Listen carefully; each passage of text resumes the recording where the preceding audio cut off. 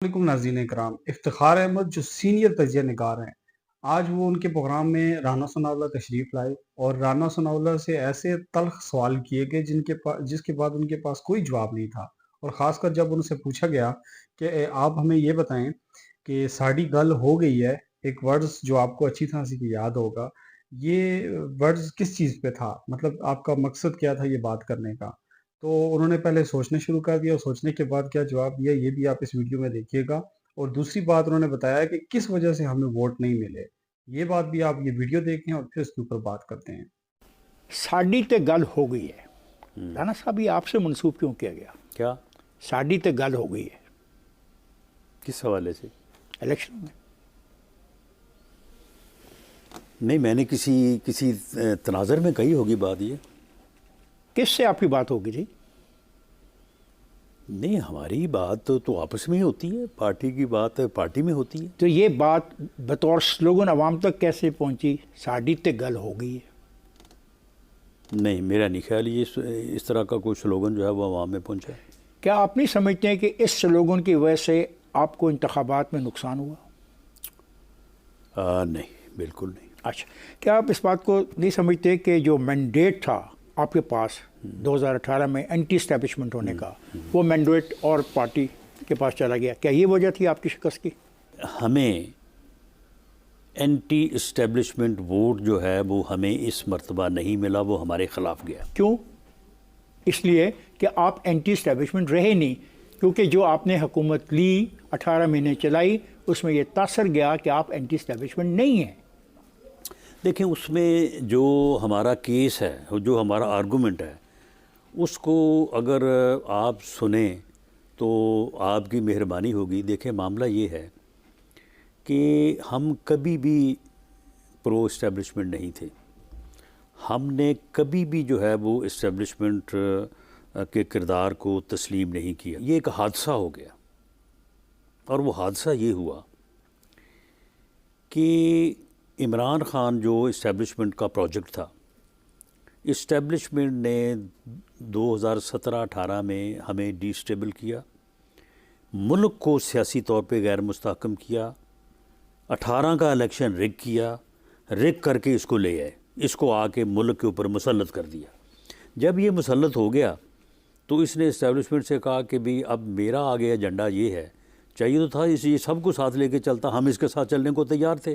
On the floor of the house, جی، آپ نے آفر کی۔ Then leader of the opposition my president Mian Shahbaz شریف نے اس نے نہیں مانی کہ جناب آپ بیٹھیں، آپ آ گئے ہیں، ہمیں ہمارے ساتھ بڑی زیادتی ہوئی ہے، لیکن آپ بیٹھیں، ہم آپ کے ساتھ چلنے کو تیار۔ چارٹر آف اکانومی کی بات کی، لیکن اس نے کہا کہ نہیں، اپوزیشن کو ختم کرنا ہے، ان کو چھوڑنا نہیں ہے۔ سن لیں، ہوا یہ کہ اس ایجنڈے پہ کہ اپوزیشن کو ختم کرنا ہے، یک جماعتی حکومت بنانی ہے، اس کا اسٹیبلشمنٹ جو پھٹا پڑ گیا، لڑائی ہو گئی اسٹیبلشمنٹ سے۔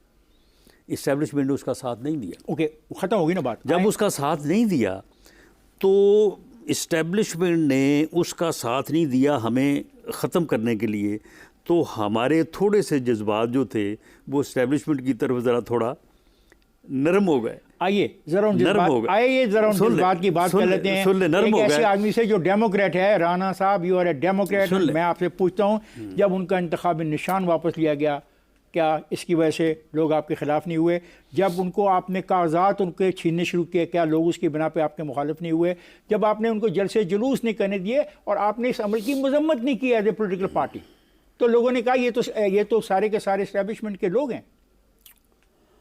بہرحال 8 تاریخ کے الیکشن میں پڑنے والے ووٹ کے رجحان کو اگر دیکھیں تو میرے پاس کوئی ایسا آرگومنٹ نہیں ہے کہ میں آپ کی ان باتوں کی تردید کر سکوں۔ آپ کو افسوس نہیں ہوتا کہ جو اتنی لمبی تاریخ آپ مجھے بتا رہے ہیں، اتنے سال تک آپ اینٹی اسٹیبلشمنٹ رہے اور آپ نے صرف 18 مہینے میں اقتدار میں رہنے کی خاطر سب کچھ گوا دیا جو بقول آپ نے اتنی جد و جہد سے حاصل کیا تھا؟ ہم نے اقتدار میں تو ملک کو ڈیفالٹ سے بچانے کے لیے ہم نے اس میں دیکھو کوئی دوسری رائے نہیں ہے کہ ہم نے اپنا کیپٹل جو پولیٹیکل کیپٹل ہے اس کو برن کیا۔ Vote of no confidence. آپ کامیاب ہو گئے. پاکستان کی پارلیمانی تاریخ میں بڑا پازیٹیو سٹیپ تھا کہ تبدیلی کا عمل پارلیمنٹ میں سے جنم لے. آپ یہ بتانا پسند کریں گے کہ اس کے بعد نئے انتخابات میں جانے سے آپ کو کس نے روکا تھا؟ کسی نے نہیں روکا، اور ہمارا یہ فیصلہ ہو چکا تھا. اور مجھے اچھی طرح سے یاد ہے کہ لندن میں پارٹی لیڈر نے میٹنگ بلائی اور اس میں یہ فیصلہ ہو گیا کہ ہمیں الیکشن میں جانا چاہیے. اور جہاں تک میری انفارمیشن ہے، پرائم منسٹر کی تقریر بھی تیار تھی اور ہم جانے کو تھے کہ عمران خان نے جو ہے وہ الٹیمیٹم دے دیا. اس نے کہا کہ میں 25 کو آ رہا ہوں، ورنہ فوراً ریزائن کرو اور الیکشن کا اعلان کرو. تو مطلب ایک آدمی کے تھریٹ کرنے پر آپ نے ایک بنیادی فیصلہ ہی تبدیل کر دیا. اس کے تھریٹ کرنے پہ بنیادی طور پہ تو یہ بات آئی کہ ابھی ہمیں رک جانا چاہیے تاکہ یہ تاثر نہ جائے لوگوں میں کہ جی اس نے تھریٹ کیا اور اگلے دن ہی ہم نے جو ہے وہ ریزائن کر کے الیکشن ایک ہفتے کے بعد کر دیتے. اب آپ کہتے ہیں کہ موجودہ حکومت جو یہ ہے، جو آپ کی ہے، جس میں آپ میجر پارٹنر ہیں، ہماری نہیں ہے، کولیشن گورنمنٹ. اچھا چلے، موجودہ مخلوط حکومت جس کے آپ میجر پارٹنر ہیں، اس کے بارے میں آپ فرماتے ہیں موجودہ حکومت نہ چل سکی تو ہم چھوڑ دیں گے. اس کا مطلب آپ کے خدشات ہیں کہ موجودہ حکومت نہیں چل پائے گی. خدشات کولیشن گورنمنٹس کے متعلق آلویز ہوتے ہیں.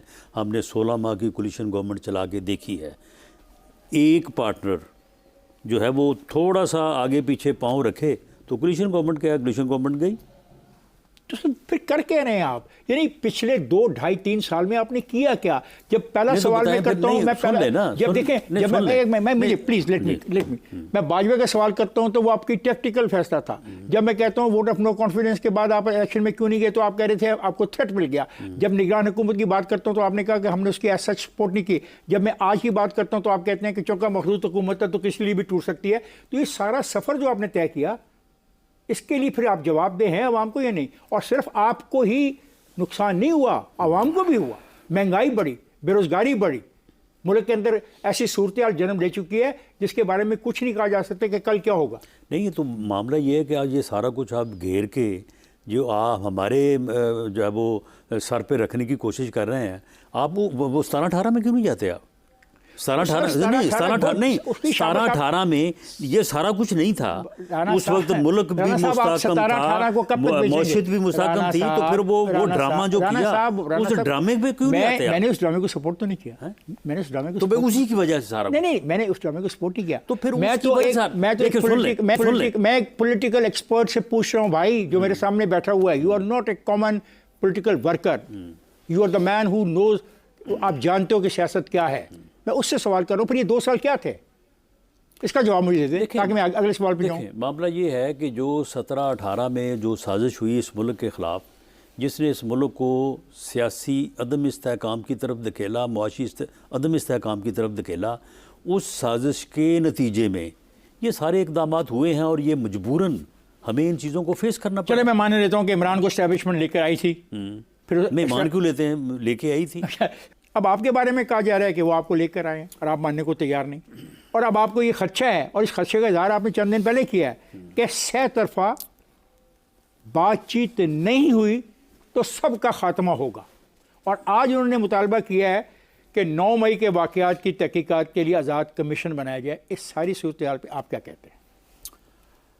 دیکھیں، ہم PMLN یا گورنمنٹ کہہ لیں، اس میں باقی ساری سیاسی جماعتیں بھی آ جاتے ہیں، ہم ایک حقیقت ہیں.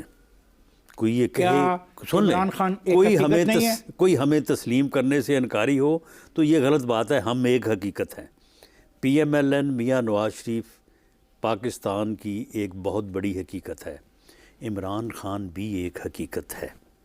اسٹیبلشمنٹ بھی ایک حقیقت ہے. تینوں کو بیٹھنا پڑے گا، اس کے بغیر بات نہیں بنے گی. تو تینوں کو بیٹھنے کے لیے وہ مطالبہ کر رہی ہے ایک پارٹی کہ 9 مئی کی تحقیقات کرانے کے لیے آزاد کمیشن بنایا جائے، تو آپ اس کو سپورٹ کرتے ہیں؟ سائیڈ اس کا جواب جو ہے یہ دونوں جو دوسری دونوں حقیقتیں ہیں. ایک حقیقت تو میرے سامنے بیٹھی ہے. نہیں، میں PMLN بطور جماعت ایک فیصلہ کرنے یا بات کہنے کی پوزیشن میں تو نہیں ہوں. وہ فیصلہ جماعت کرے گی. ذاتی طور پہ میں سمجھتا ہوں کہ اس کے اوپر بات ہونی چاہیے.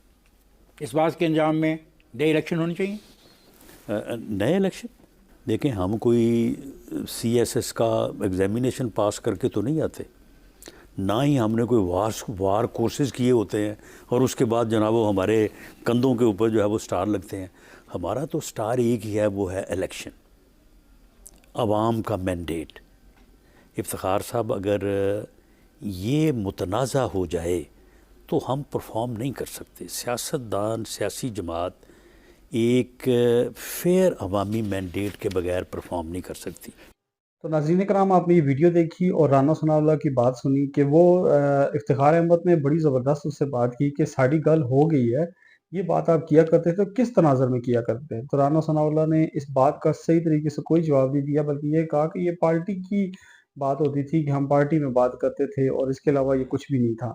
تو انہوں نے یہ بھی پوچھا کہ آپ کو ووٹ کس وجہ سے نہیں ملے، اور انہوں نے بڑے واضح طریقے سے کہا کہ جی اینٹی اسٹیبلشمنٹ نہ ہونے کی وجہ سے ہم لوگوں کو یہ ووٹ نہیں ملے اور عمران خان کو اسی وجہ سے ووٹ ملے. اور انہوں نے یہ بھی کہا کہ ہم تو چاہتے ہیں کہ عمران خان ہمارے ساتھ بیٹھ کے مذاکرات کرے، لیکن وہ کسی بات پہ آتے ہی نہیں ہیں. وہ ان سے جب بھی کوئی بات کی جاتی ہے تو وہ تو یہی کہتے ہیں کہ جو اپوزیشن کو ہم لوگوں نے کسی صورت جو ہے معاف نہیں کرنا.